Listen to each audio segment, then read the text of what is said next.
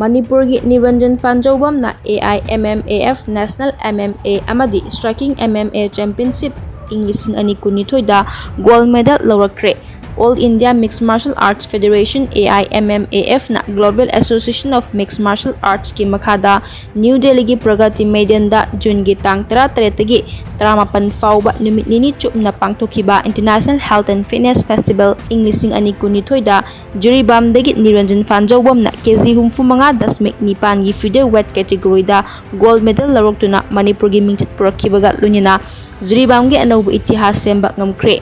Jiri meeyamgi thamoida thoidok hendokna apenba nungaiba faunari Niranjan Phanjoubam gi laikai gi Leisem Club Kuning Theki executive members amadi laikai asigi miyamna hena nungaiba apenba pokle. Niranjan Phanjoubam na Striking Mixed Martial Arts MMA gi kg 35.9 gi featherweight category da ing 2012 da su gold lawkhi loinana Amateur Muaythai da